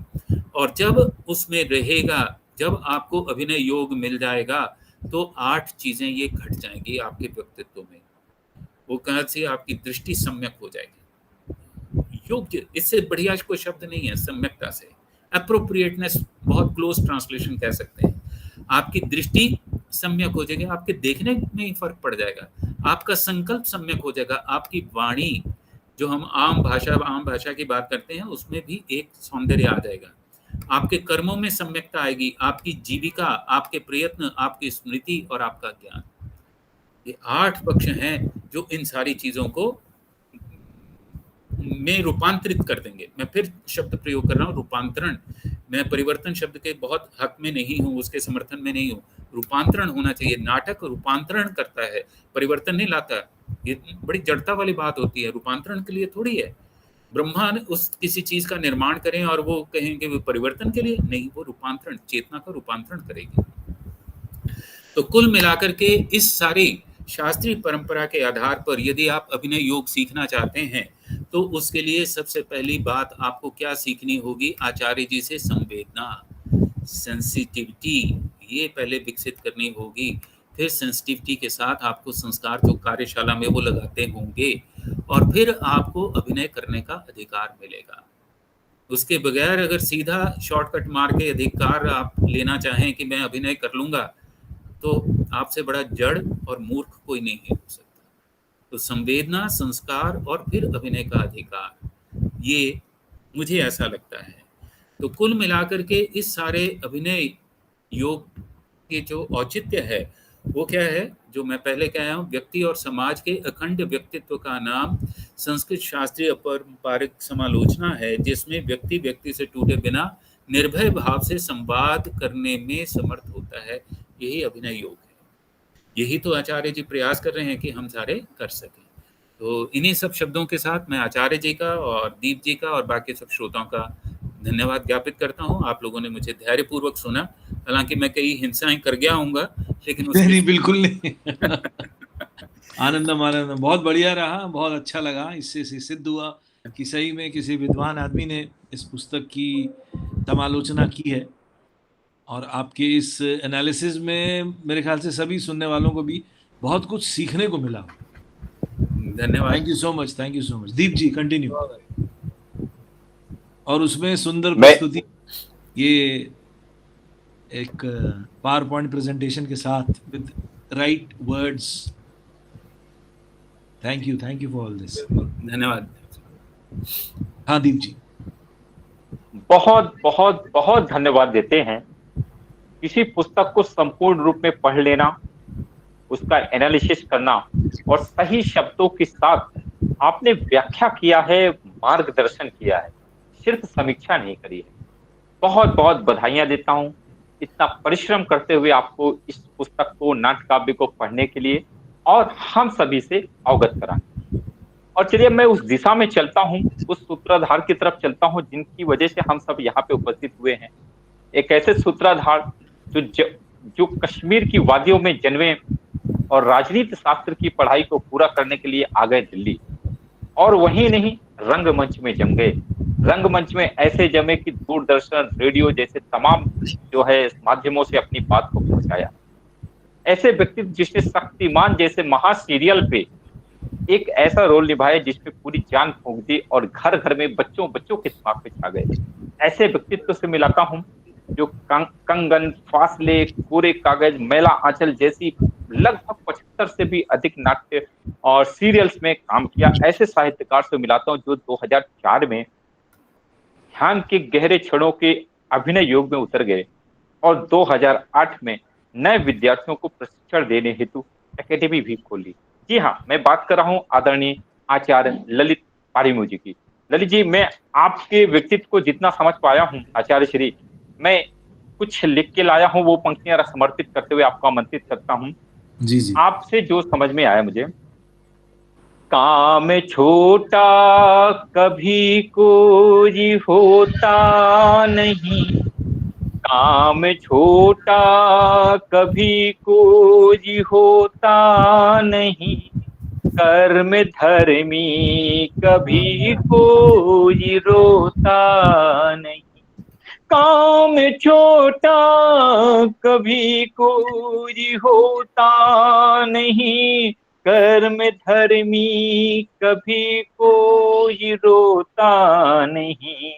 आपके योग ने योग इतना किया, सब सुधरे अबे रहे कोई खोटा नहीं। आपने मार्गदर्शन दिया, आपका बहुत बहुत स्वागत है, वंदन है, अभिनंदन। धन्यवाद। तो अभी जो इतना अच्छा सुंदर वर्णन और व्याख्या आशुतोष जी ने की है पुस्तक के बारे में, तो उससे हृदय गदगद हो गया है। पहली बात तो ये है। दूसरी बात, इस पर मैं क्या कहूँ, ये एक्चुअली जैसा कि उन्होंने खुद उसमें पढ़ा भूमिका में, ये एक विचार को प्रस्तुत करने की कोशिश है।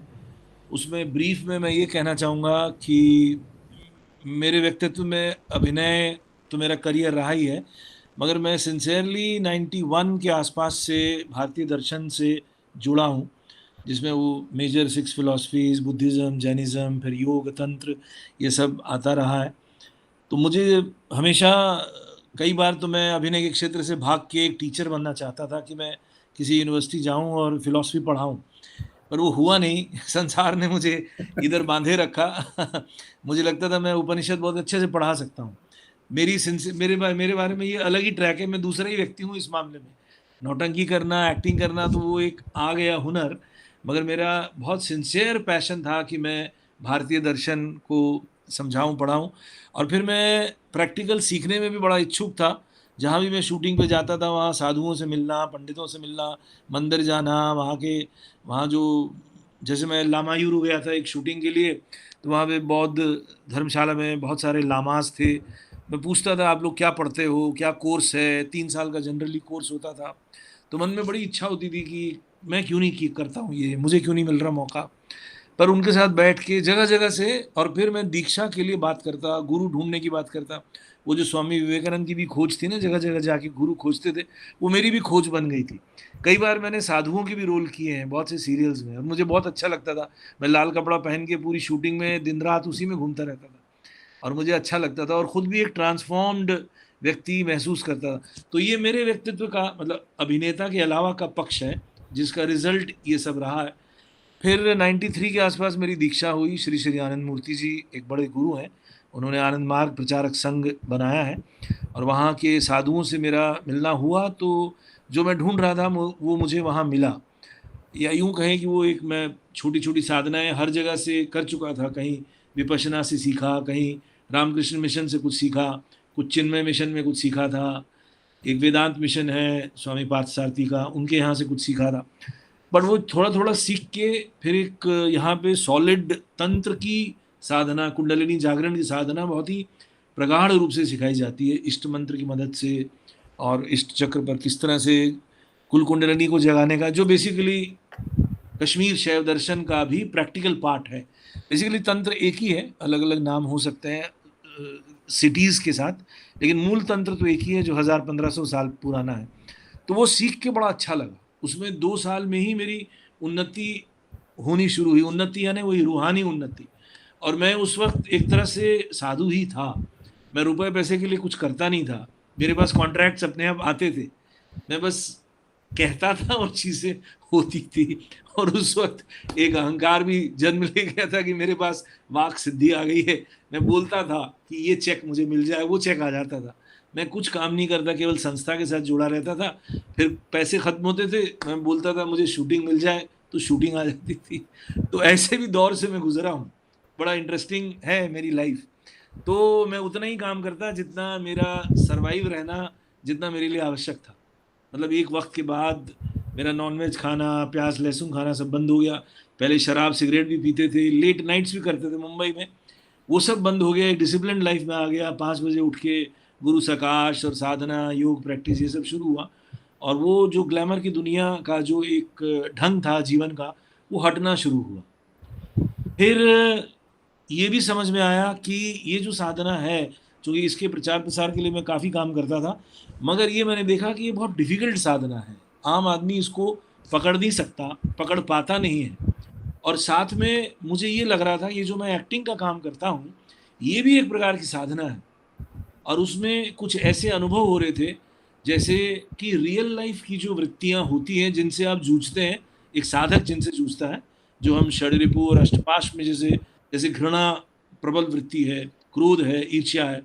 लेकिन अगर आपको ड्रामा में या टीवी शो में, क्योंकि मैं उस वक्त टीवी ज़्यादा कर रहा था, मान लीजिए आप एंगर से भरे हुए हैं और आपको एंगर से रिलेटेड सीन करने को मिलते हैं, तो कुछ समय बाद आपका वो ट्रांसफॉर्मेशन या रूपांतरण हो जाता था। कैथारसिस जिसे कहते हैं। आपने अभिनय से वो क्रोध की ज्वाला बाहर फेंक दी। एक तो आपको पैसे भी मिल रहे हैं उस क्रोध को करने के, और मज़ा भी आ रहा है, और मुक्ति भी हो रही है। वो जो एंगर आपको ट्रबल कर रहा था, किसी रियल रिलेशनशिप का एंगर, चाहे फैमिली में हो, चाहे मित्र में हो, या चाहे सरकार से एंगर हो आपका, वो जब सीन के माध्यम से निकलता है, वो एक दृश्य के माध्यम से निकलता है, और एक ख़ास इमोशन उसमें आता है, रस। भारतीय रस परंपरा में तो बात है ही ना, वो रौद्र रस जब निकलता है तो आदमी बड़ा फ्री महसूस करता है। तो ये चीज़ मुझे एकदम वो आर्किमिडीज प्रिंसिपल की तरह स्ट्राइक की कि अगर हर आदमी को अभिनय सिखा दिया जाए और इस तरह से वो रेचन करे, रेचन भी एक योगिक क्रिया है। हाँ, हम रेचन करते हैं ना, तो इमोशंस का अगर रेचन हो, साथ में हम all over world emotional wellness को समझ रहे हैं, पढ़ रहे हैं, साइकोलॉजिस्ट लोगों को सिखा रहे हैं कि कैसे थेरेपी होती है, तो मैंने पाया कला अपने आप में थेरेपेटिक है, सारी कलाएं। लेकिन अभिनय की कला को थेरेपी के रूप में देखा नहीं गया है। तो उसको मैंने इस तरह से देखना शुरू किया, और पहले सिर्फ कुछ मोनोलॉग्स बनाने शुरू किए, रस प्रधान, और उस पर मैं वर्कशॉप करता था कि करुण रस, अगर आपके अंदर दबा हुआ दुख है तो उसको करुण रस के माध्यम से निकाल दो, आप फ्री हो जाओगे।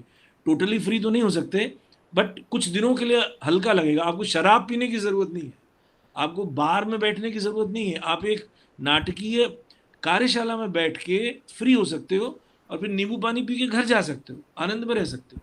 ये बात संभव है। इसी तरह सारी आपकी जो इमोशनल नेगेटिव वर्ल्ड है उसको साथ आप ये काम कर सकते हो। तो ये स्टार्टिंग हुआ।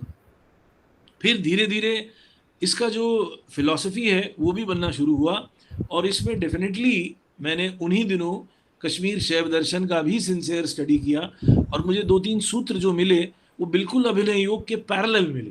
पहला, नर्तक आत्मा। मैंने बोला अरे बाप रे, ये तो कह चुके हैं लोग, नर्तक आत्मा।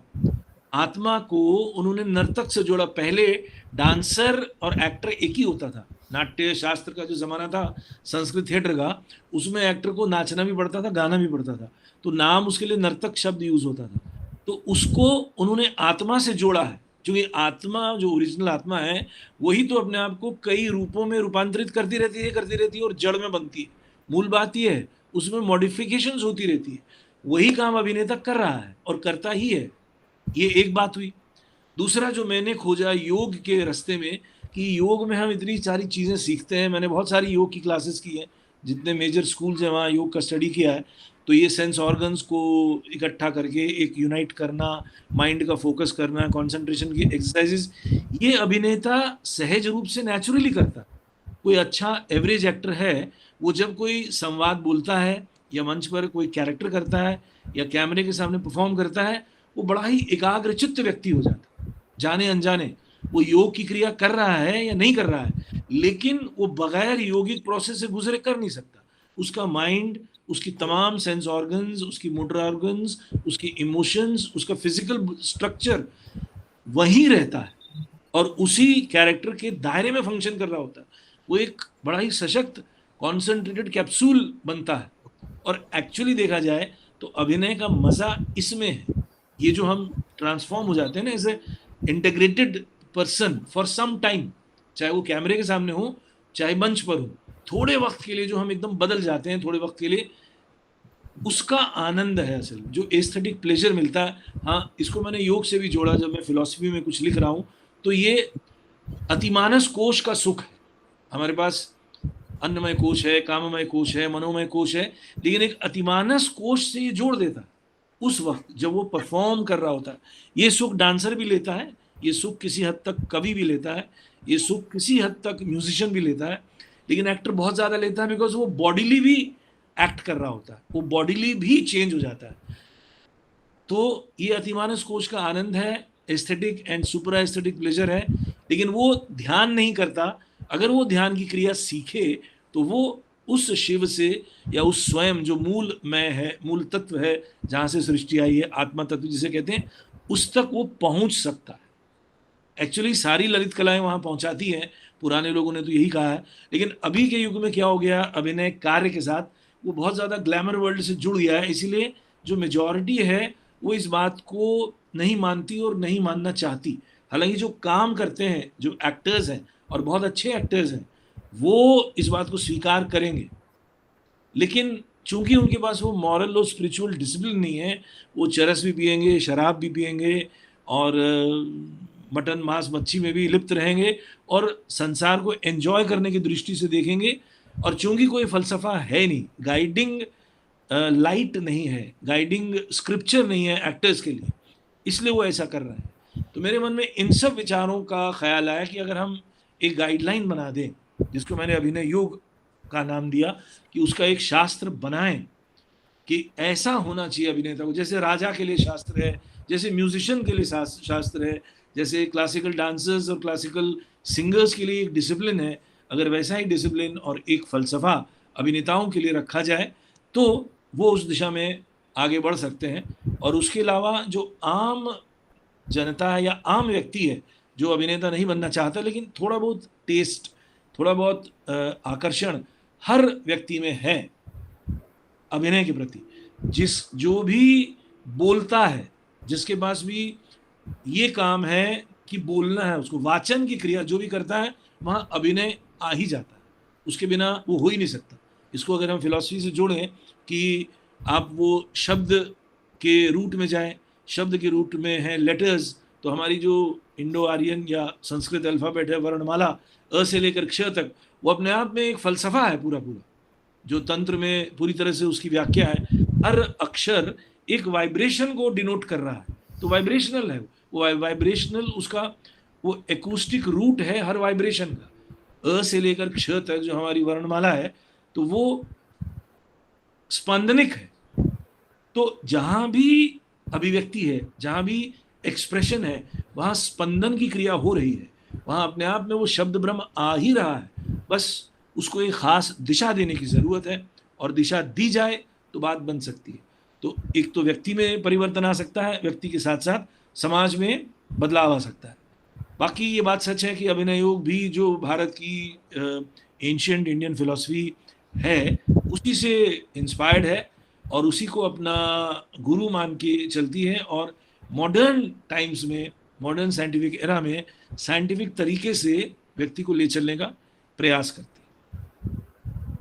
तो ये मेरी कोशिश है, बाकी इसमें हम कितना सफल होते हैं ये समय बताएगा। बहुत लोगों को इससे इंस्पिरेशन मिली है, बहुत लोग मेरे यहाँ से शिक्षित भी हुए हैं, कार्य चल रहा है, बट करना बहुत कुछ है अभी भी। तो आप लोगों की प्रेरणा से, आशुतोष जी जैसे विद्वानों की सहायता से नहीं सर, ये काम चलता रहे, क्योंकि हर चीज में क्या कहते हैं वो राजाश्रय जब तक नहीं होता तब तक चीज गति नहीं पकड़ती है।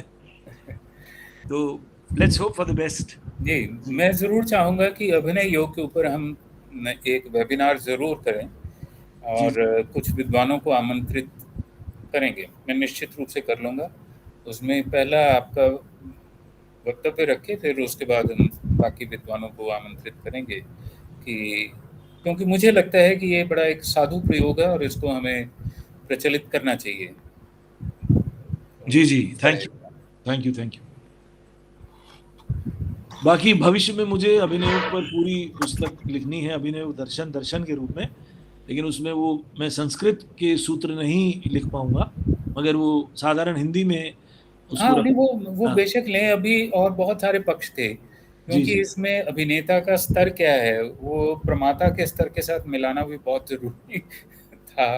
वो फिर वो बहुत लंबा हो जाता है, इसलिए मैंने वो सब छोड़ दिया था। जी दीप जी, बहुत ही सुंदर विचारों के साथ चल रहे हैं आचार्य जी आप, और आपके इन विचारों से ना सिर्फ व्यक्तित्व का निर्माण होगा, बल्कि सृष्टि का निर्माण एक जो सही तरीके से होना चाहिए वो होगा, ऐसा हमें पूर्ण विश्वास है।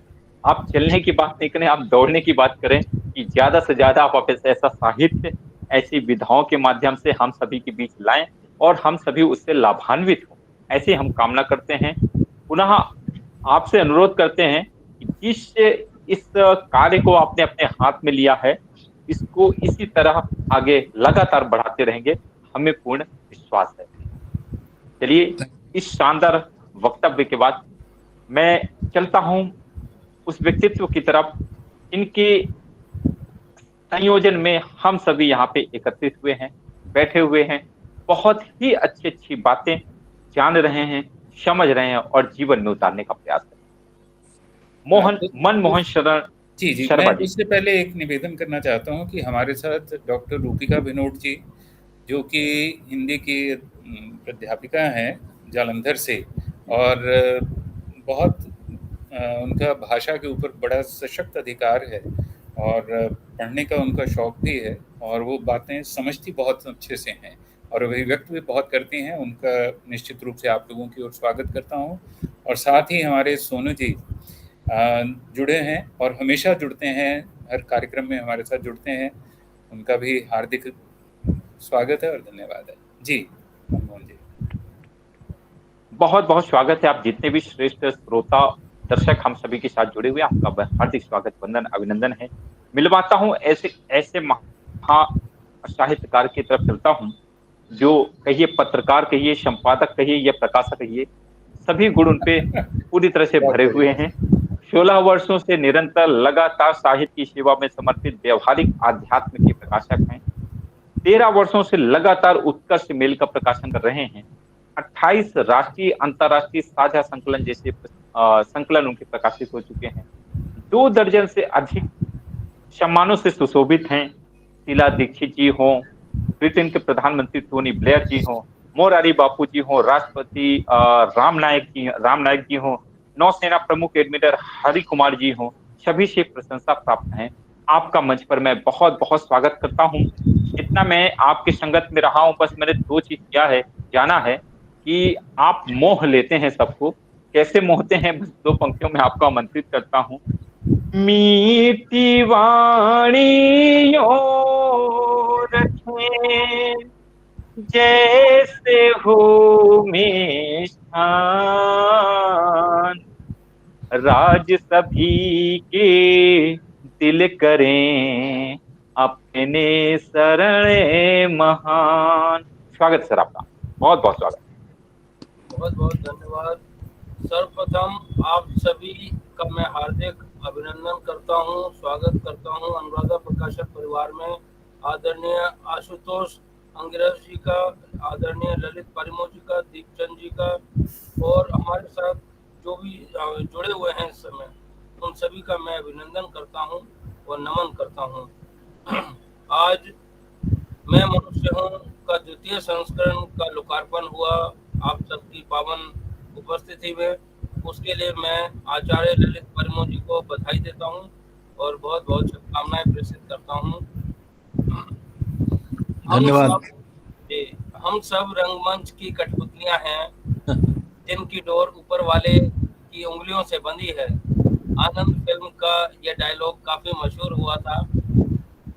मैं मनुष्य हूँ प्रायोगिक नाटक जो विशेष रूप से अभिनय तथा योग अर्थात अभिनय में कुछ योग करते हुए या जोड़ते हुए अपने पात्र का सफलतापूर्वक मंचन करना या निभाना। पात्र क्या मिला? मैं मनुष्य हूँ अर्थात मनुष्य योनि में आपने जन्म तो ले लिया, लेकिन मनुष्यता को प्राप्त करना, उसको निभाना, तभी मनुष्यता सार्थक हो पाती है। इस अभिनय यात्रा में अनेक पड़ाव आते हैं।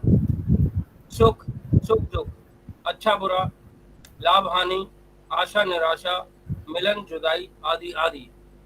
पुस्तक की भूमिका स्वयं लेखक ललित परिमो जी ने लिखी है और मंतव्य 1 डॉक्टर अग्निशेखर जी ने, मंतव्य 2 डॉक्टर उपेंद्र नाथ रैना जी ने लिखा है। कुल 8 नाटक हैं इस पुस्तक में।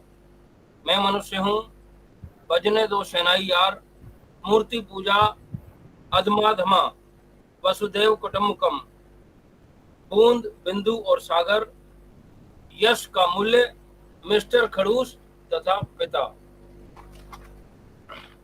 पहला नाटक मैं मनुष्य हूँ। अब मनुष्य हैं तो भूमिका भी निभाते हैं अनेक। पिता पुत्र, पति पत्नी, पुत्री पुत्र, चाचा ताऊ, मामा मामी, नाना नानी, मित्र आदि आदि। इन सब अलग अलग भूमिकाओं के माध्यम से एक अभिनय लीला चलती है। इसमें 11 दृश्य हैं जिनमें विभिन्न रिश्तों के साथ संवाद स्थापित करके मनुष्य की अभिनय यात्रा को बखूबी अंकित किया गया है। अब मनुष्य है तो माया भी पकड़ेगी, जकड़ेगी, ये तो हम सब जानते ही हैं और मानते भी हैं। काम, क्रोध, लोभ, मोह, मात्सर्य, अहंकार, ईर्ष्या आदि मनुष्य के जीवन पर हावी होने पर नकारात्मक और सकारात्मक मानसिकता कैसे की या रखी जा सकती है, यह बखूबी आचार्य ललित परिमो जी ने अपने पात्रों के द्वारा, संवाद के द्वारा समझाया है बखूबी। इसके लिए मैं बधाई और साधुवाद देता हूँ। यह पुस्तक अमेजॉन हार्ड कॉपी के लिए या तो आचार्य ललित परिमो जी से या अनुराधा प्रकाशन से या amazon.in से प्राप्त की जा सकती है और गूगल बुक्स पर इसकी ई बुक उपलब्ध हो चुकी है। हम किसी भी 65 या 66 देशों में उपलब्ध है, कहीं से भी हम इसको डाउनलोड कर सकते हैं और पढ़ सकते हैं। और एक विशेष बात, अभी आज 25 सितंबर है, 30 सितंबर तक जो भी हमसे डायरेक्ट लेना चाहेंगे या ललित परिमू जी से लेना चाहेंगे, उनको 20% का अतिरिक्त डिस्काउंट दिया जाएगा 30 सितंबर तक, या पहले 51 खरीदार जो कस्टमर होंगे उनके लिए ये अनुराधा प्रकाशन परिवार की ओर से विशेष छूट है। और एक और बात, आज 25 है और 28 सितंबर को आदरणीय ललित परिमू जी का जन्मदिन है, उसके लिए अरे वाह। और आपके लिए मैं कहता हूं कि स्वस्थ रहें आप बने शतायु, स्वस्थ रहें आप बने शतायु, परम पिता से वंदन है, अमृत उत्सव की वेला में कोटि कोटि अभिनंदन है। Thank you. ये प्रार्थना करनी चाहिए, जीवे में शरदा शतम, हाँ जी, जीवे में शरदा शतम, शृणुयाम शरदा शतम, जी, और प्रभ्रवाम शरदा अगर शतम। आप चाहें तो आशीर्वाद मुझे भी दे सकते हैं, क्योंकि आप 28 पर हैं और मेरा 29 को है। अच्छा ओके, साथ ही हैं, जी, ठीक है, फोन पे विश कर लेंगे हम। हाँ जरूर, बहुत बढ़िया। तो बस आप सभी का स्वागत, अभिनंदन। और इसके साथ मैं चाहूंगा कि दीपचंद गुप्ता जी भी अपनी एक रचना के साथ अपनी बात कहें। बहुत बहुत सुंदर बात आपने कही आदरणीय शरण जी, और आप दोनों को अग्रिम बधाइयां देता हूं आपके जन्मदिवस की। आप सभी स्वस्थ रहें, हम सभी को आशीर्वाद देते रहें। और क्या करना चाहिए, हम सबको क्या करें, मैं साहित्य मेरा मूल विषय है, गीत छंदों के माध्यम से मैं अपनी बात कहता हूँ। आप आचार्य हैं, श्रेष्ठ कहते हैं कि व्यक्तित्व हैं। आइए आप सभी को प्रभु श्री राम के चरणों पे लेके चलता कि राम जी का नाम ले के राम जी के काम कर, राम जी का नाम ले के राम जी के काम कर, ये जिंदगी है राम जी की, राम जी के नाम कर, राम जी का नाम ले के राम जी के काम कर, ये जिंदगी है राम जी की, राम जी के नाम कर। क्या सीखना उनसे कि मार्ग क्या चले सभी वो चल के वन सिखा दिए, कार्य क्या करे सभी वो करके सब दिखा दिए, मार्ग क्या चुने सभी वो चल के सब दिखा दिए, मार्ग क्या चुने सभी वो चल के वन सिखा दिए, कार्य क्या करे सभी वो करके सब दिखा दिए, अब आगे आगे सब बढ़ो, अब आगे आगे सब बढ़ो, वो कर में उनके ध्यान धर, ये राम जी की जिंदगी है, राम जी के नाम कर। एक व्यक्तिगत बात कहता हूं, मुझे पूर्ण विश्वास है आप सभी उस बात से सहमत होंगे। उनसे बड़ा न था कोई, उनसे बड़ा न है कोई, उनसे बड़ा न था कोई, उनसे बड़ा न है कोई, राम जैसे चाहेंगे वो काम वैसे ही हुई, कह रहा मैं आप सबसे, कह रहा मैं आप सबसे, आज इस मुकाम पर, ये राम जी की जिंदगी है, राम जी के नाम कर। अब गर्व तुम करो सभी राम जी के शान पर, दीप तुम जला के रखना रोज सुबह शाम पर, जीवन सफल अमर करो, जीवन सफल अमर करो, चरणों को उनके थाम कर, ये राम जी की जिंदगी है, राम जी के नाम कर, राम जी का नाम ले कि राम जी के काम कर, ये जिंदगी है राम जी की, राम जी के नाम कर, ये जिंदगी है राम जी की, राम जी के नाम कर। बहुत बहुत धन्यवाद, बहुत बहुत धन्यवाद। बहुत ही धैर्य के साथ आपने मुझे सुना। नहीं, बहुत सुंदर, बहुत सुंदर। बहुत बहुत धन्यवाद, बहुत बहुत धन्यवाद। आदरणीय शरण जी, किसी और वक्ता को स्क्रीन पे लेना है या फिर हम इसको आगे बढ़ाएं समापन की तरफ, मुझे सूचित करें, क्योंकि मैं देख रहा हूं आदरणीय रैना जी, आदरणीय अग्निशेखर जी उपस्थित नहीं हैं। अगर वो उपस्थित नहीं हैं तो मैं पुनः आमंत्रित करना चाहूंगा आदरणीय शरण जी को कि वो, शरण जी आप उपस्थित हैं क्या? नहीं, शरण जी संभवतः उपस्थित नहीं हैं। मैं अनुरोध करना चाहूंगा इस कार्यक्रम के कहते हैं हीरो, मुख्य नाटककार आदरणीय ललित जी से, आचार्य ललित जी से, कि वो अपने शब्दों से हम सभी को आशीर्वाद प्रदान करें, और अगर वो चाहें तो हम इस कार्यक्रम को यहीं पर स्थगित करें। आपका स्वागत है। अच्छा लगा, बहुत अच्छा लगा, आनंदित हुआ मैं भी, और प्रेरणा मिली। सबसे अच्छी बात तो यही है कि मैं भी इंस्पायर्ड हुआ हूँ, क्योंकि इस बात से कौन इनकार कर सकता है कि किसी भी लेखक को, किसी भी क्रिएटर को जब अप्रिसिएशन मिलती है तो वो और ज़्यादा मोटिवेटेड होता है। पैसा उतना मोटिवेशन नहीं देता जितना एक्सेप्टेंस, जैसा कि आशुतोष जी ने शुरू में ही कहा था कि विद्वानों द्वारा यदि कोई कृति, कालिदास जी का जो श्लोक उन्होंने पढ़ के बताया था, वो आज भी रेलेवेंट है। तो मैं जो बचा हुआ काम है अभिनय योग का, आने वाले सालों में पूरा करूँगा पक्का। ये प्रेरणा मुझे आज मिली है, तो इसके लिए आप सबको धन्यवाद, आप सबको साधुवाद। हमारे एक साथी हैं, उन्होंने हैंड रेज किया है, वो शायद कुछ कहना चाहते हैं। आप ओपन कर सकते हैं या ऐसे ही बोलना चाहेंगे? अंजनी, आप अंजनी है ना? वो म्यूट है, आपका ऑडियो म्यूट है। अपने आप कर लीजिए उसको, हाँ, ऑन कर लीजिए।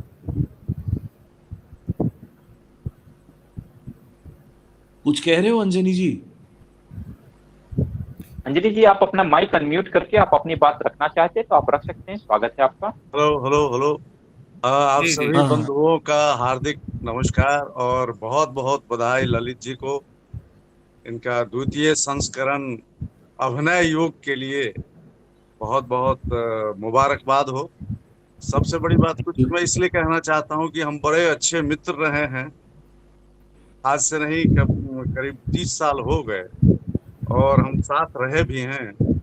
इनको मैंने जब जब देखा तो अभिनय के अलावा जो निजी जिंदगी रही इनकी, तो हमेशा हम घूमते रहे, कहाँ घूमते रहे। कभी मुझे ये ले जाते थे किसी आश्रम में, कहीं ये ले जाते थे वो मुर्द घट्टी में जहाँ मुर्दा वगैरह जलाया जाता है। रात के सन्नाटे में हम लोग होते थे, तो क्या लगता था मुझे कि यार इसको तो कोई डर वर होता नहीं है, ये आदमी तो बिल्कुल ट्रैक से हट के है। लेकिन कहा भी गया है कि Rome was not built in a day, Italy की राजधानी रोम जो है एक दिन में नहीं बना।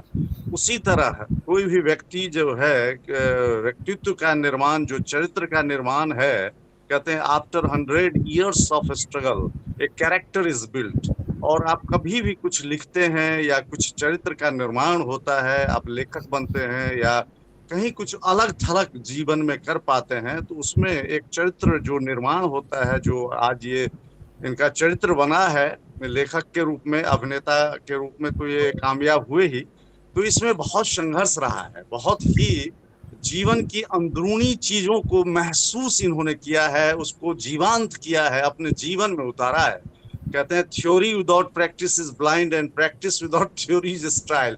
थ्योरी का ज्ञान हो गया और प्रैक्टिस नहीं किए तो बेकार है, और प्रैक्टिस किया बिना थ्योरी का तो वो भी बेकार है। तो लेकिन इनके जीवन में क्या है, जो इन्होंने महसूस किया अभिनय योग के बारे में, उसको जीवन में उतारा भी है। इन्होंने बच्चों को, लोगों को शिक्षित भी किया है और साबित किया। इवन मुकेश खन्ना के प्रोग्राम में, शक्तिमान के निर्माता जो थे, उस प्रोग्राम को मैंने देखा तो उसमें उन्होंने जिक्र किया कि अभिनय योग के बारे में, तो अभिनय योग के बारे में इन्होंने जो बताया तो वो भी दंग रह गए। एक नई क्रांति लाई है एक्टिंग की दुनिया में, उसको समझकर कि योग हो सकता है एक्टिंग में भी, जो हम जीवन में कर रहे हैं उसको हम योग से जोड़ सकते हैं।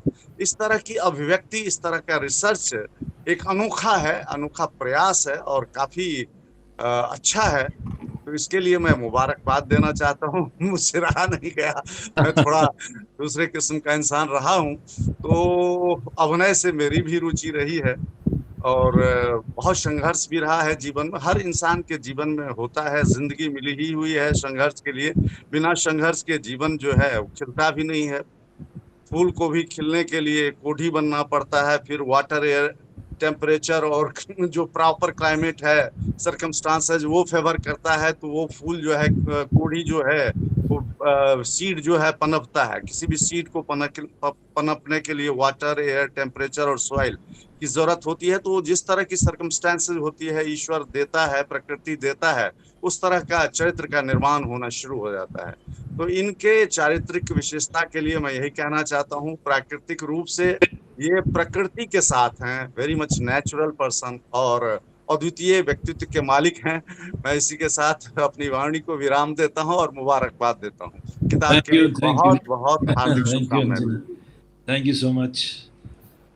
चलिए ठीक है, एक मित्र की भी टिप्पणी आ गई, तो ठीक है, आज हम यहाँ पे समाप्त कर सकते हैं और इस आशा के साथ कि हम फिर मिलेंगे नई पुस्तक के साथ, नए कार्यशाला के साथ, और भी किसी दूसरे प्रोग्राम में ज़रूर मिलेंगे। मनमोहन जी आपके किसी और पुस्तक विमोचन में, आशुतोष जी आपकी किसी और बैठक में ज़रूर दर्शन होंगे। जी नहीं करेंगे, अभिनय योग के ऊपर एक विस्तार पूर्वक चर्चा करेंगे, इसके और कौन से पक्ष हो सकते हैं और इसके आधारों को कैसे सुस्थापित किया जाए, इस पे अभी काफ़ी काम करने की आवश्यकता है। हाँ डेफिनेटली जी, ऐसे ही यूनिवर्सिटीज़ और कॉलेजेस और प्रोफेसर्स का साथ मिले तो चीज़ें और अच्छे से फैल सकती हैं, प्रचारित हो सकती हैं। इसको करेंगे, निश्चित रूप से करेंगे। देखो जी, थैंक यू सो मच, आप आई, आपने समय निकाला, थैंक यू सो मच। ठीक है, कहते हैं विदाई अच्छी नहीं, हाँ कुछ कह रहे हैं या कहते हैं विदाई अच्छी नहीं होती, लेकिन किसी अच्छे कार्य को करने के लिए कुछ समय की जरूरत पड़ती है। इस जो समय होगा इस बीच में हमें पूर्ण विश्वास है आप सभी कुछ नया हम सभी के लिए लेकर के आएंगे। तब तक के लिए हम लेते हैं विदा, और आज की पुस्तक विमोचन के सफल आयोजन के लिए मैं आप सभी को बहुत बहुत बधाइयां देता हूं, शानदार आभार व्यक्त करता हूं। आदरणीय आशुतोष जी का बहुत सुंदर व्याख्यान दिया आपने, आदरणीय ललित जी का बहुत सुंदर मार्गदर्शन किया, आदरणीय शरण जी का, और जितने भी हमारे श्रेष्ठ श्रोता दर्शक के रूप में यहाँ पे उपस्थित हुए, दर्शक उपस्थित हुए, उन सभी का आभार व्यक्त करते हुए आज के इस सफल पुस्तक विमोचन के कार्यक्रम को यहीं पर स्थगित करते हैं। बहुत बहुत धन्यवाद आप सबका। धन्यवाद जी, विराम देते विराम देते। नमस्कार। नमस्कार।